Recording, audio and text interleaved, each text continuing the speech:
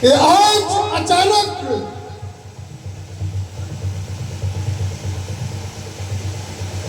मेरे मन में एक दृष्टांत उत्पन्न हुआ है।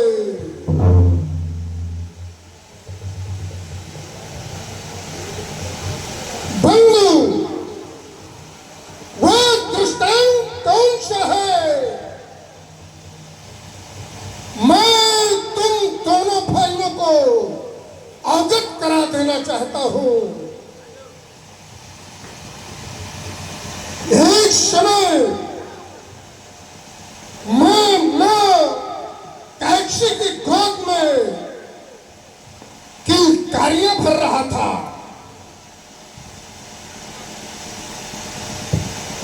अचानक मैंने देखा कि एक बंधु आया, अर्थात व्यक्ति आया, माताश्री का सम्मान किया, चरण वंदन किया, तत्पश्चात पिताश्री का भी सम्मान किया और माता पिता ने उस व्यक्ति को अत्यंत दुलार किया, प्यार किया। जब वो व्यक्ति जाने लगा तो उसके पुष्पक विमान से एक अलौकिक चमत्कार हुआ। उस चमत्कार को देख करके मैं अचंभित हो गया। मैंने माता से पूछा, माता ये व्यक्ति कौन? माता का उत्तर हुआ, पुत्र ये तुम्हारा बंधु, दुमात्र बंधु कुबेर है।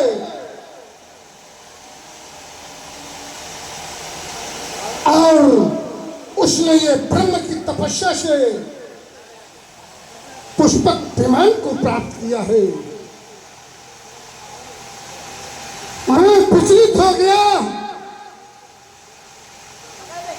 आकाश से पाताल तक मैंने मन मस्तक से ब्रह्मांड को अपने मस्तक पर धारण किया और ध्यान किया। माता से उत्तर मांगा, माता क्या ब्रह्म की तपस्या से पुष्पक विमान भी प्राप्त होते हैं? और माता का उत्तर हुआ, पुत्र ब्रह्म की तपस्या से मन वांछित फल प्राप्त होते हैं। तो उस समय मैंने दृढ़ संकल्प किया था कि मैं भी ब्रह्म की तपस्या करूंगा। और मन में विचार आया कि हम अपने छोटे दोनों बंधु को भी साथ तपस्या के लिए प्रेरित करूंगा और अपने अपने मन वांछित फलों को प्राप्त करूंगा। बंधु बताइए, आपका विचार क्या है? आपके बड़े सुंदर विचार हैं। एक माता के आदेश के पालन करने वाला संसार में सर्वोच्च होता है। एक एक फल नहीं, चार चार फल एक साथ प्राप्त होते हैं। जो अपनी जन्म माता, जो जन्मदात्री माता होती है, उसकी पूजा अर्चना वंदना करता है और उसके पालन करता है, तो वही संसार में बहुत बड़ा भाग्यवान पुरुष होता है। अब आप जैसे भाग्यवान पुरुष के साथ हम जुड़ गए हैं, तो जब हमारी माता का आदेश है तो उसमें फल क्या मिलेंगे? करतल चार पदारता की श्री गुरु मात प्राण समझा की। जो अपनी माता और पिता गुरुजनों को प्राणों के समान मानते हैं और अपने बंधु का आदर करते हैं, उन्हें एक साथ चार चार फल प्राप्त होते हैं। तो तप ही संसार में श्रेष्ठ है। और जो तपोनिष्ठ बन करके अपने जीवन की साधना करता है, उसके जीवन में कभी भी कोई कंटकमय मार्ग नहीं दिखाई देता और सुगम मार्ग दिखाई देता। तप बल रचई प्रपंच विधाता, जब हमारे पितामह तपस्या करते हैं, अनेकानेक विध से सृष्टि की रचना करते हैं और शिव संहारक हैं, शिव तपस्या करते हैं और लक्ष्मी नारायण भी तपस्या करते हैं। तो तप ही श्रेष्ठ है संसार में। तो तपस्या किया जाए और हम आपके आदेश का पालन करेंगे। चलो तीनों बंधु मिल करके तपस्या करते हैं।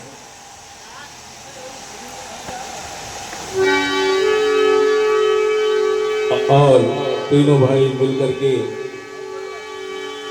भगवान ब्रह्मा जी की तपस्या करने लगे। कीन विविध तप, विविध तप, विविध तप, विविध तप, कीन विविध तप, तीन उपाय परम।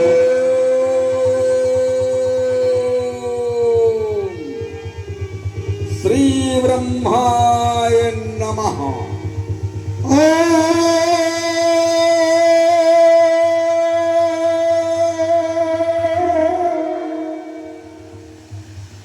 श्री ब्रह्माय नमः। श्री ब्रह्माय नमो नमः। और इसी प्रकार से हजारों वर्ष व्यतीत हो गए। तीनों ने मिलकर के भगवान ब्रह्मा जी की तपस्या की और उसका फल ये हुआ। गया निकट तप देखी विधाता, निकट तप गया देखी विधाता।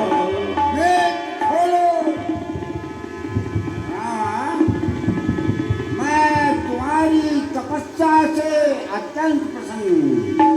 वरदान मांगो। ऐसा प्रतीत हुआ मैं ब्रह्म में लीन हो गया और मैंने ही नहीं, मैंने तीनों भाइयों ने मिलकर के आपकी साधना की है, आराधना की है। क्या साक्षात ब्रह्म का प्राकट हो गया? रावण ने तपस्या के बल से ब्रह्मा को ब्रह्म लोक से यहाँ पर बुला लिया। वरदान मांगो। क्या मांग रहे हो? भाइयों की बात में बात सुनूंगा। करी विनती पद गही दस सीसा, बोले वचन सुनहु जगदीशा। सर्वप्रथम तो मेरी विनती स्वीकार करें ब्रह्म। मैं आपके चरणों की वंदना करता हूँ कि यदि वरदान देना चाहते हैं तो हमको वरदान दीजिए। हम काहू के मरे न मारई और पानर मनुज जात दुई भाई। हैं? तुम ये क्या कह रहे हो? नर बानर दोनों मनुष्य भी, तब तो नारायण को अवतार लेना पड़ेगा। ए मैं जाओ, तुम्हारी मनसा पूर्ण होगी। जय जय ब्रह्मदेवाय नमः। ओम पुनि प्रभु कुंभकर्ण पही गयो, तेहि बिलो की मन विस्मय भयो।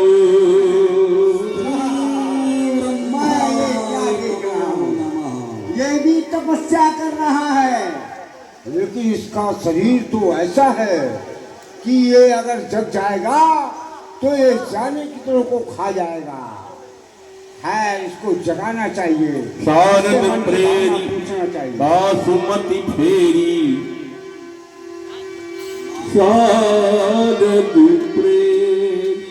आपकी जय हो पितामह, आपकी जय हो। मैं तुम्हारी तपस्या से अत्यंत प्रसन्न हूँ। तुम वरदान मांगो, क्या चाहते हो? मांगे नींद माफ खटकेरी। आप देना चाहते हैं? आवाज सुनूंगा, मैं ब्रह्मा हूँ। मैं जिसको वरदान देता हूँ वो पूरा होता है। तो हमें 6 महीने की निद्रा प्रदान करो। ए मस्त ठहरो। क्या कह रहे हो?